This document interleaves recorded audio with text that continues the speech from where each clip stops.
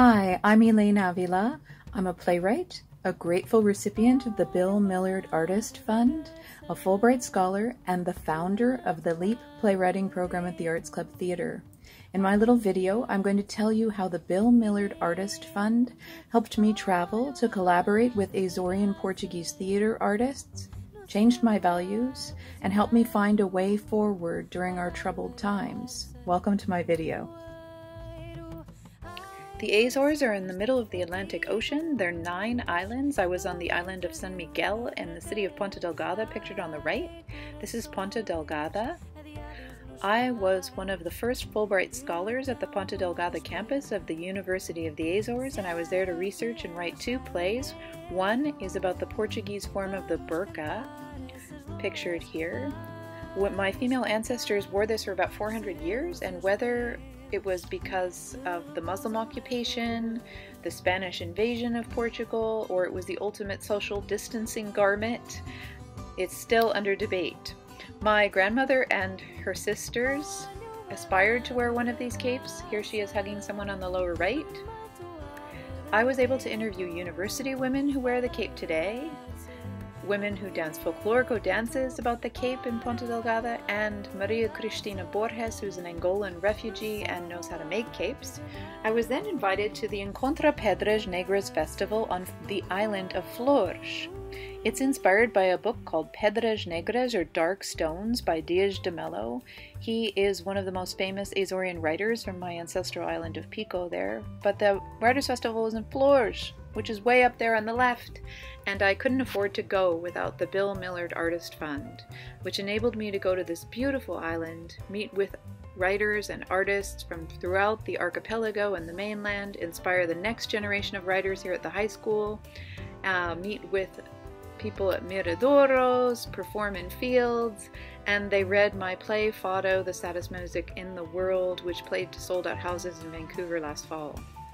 I was then invited to the island of Pico, in the middle there, and because of the Bill Millard Artist Fund, I was able to have this be my writing desk.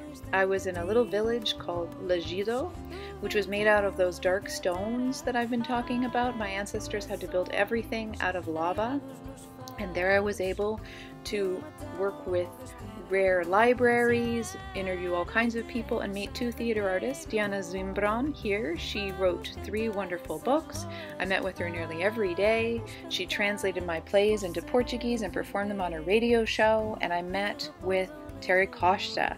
He is the artistic director of the Writers' Festival and has started all kinds of wonderful initiatives, Miriteca Arts, the Azores Fringe, Azores Canta, Azores Sing, which encourages young people to sing the songs led by Sarah Miguel, the Songs of the Islands.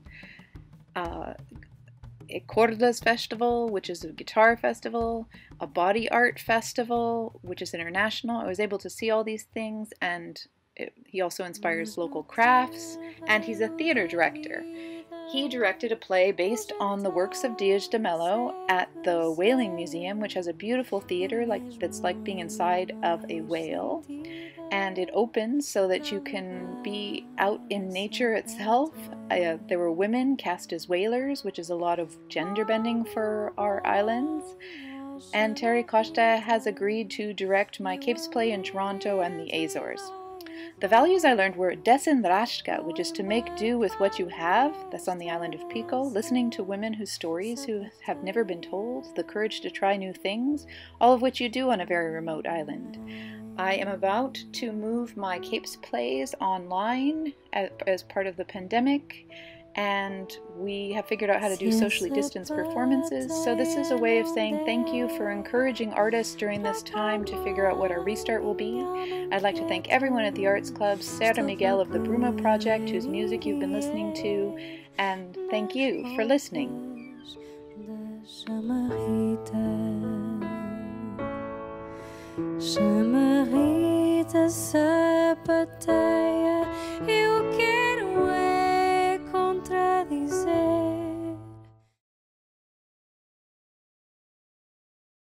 The Bill Millard Artist Fund is a new program that's been running at the Arts Club for just over a year.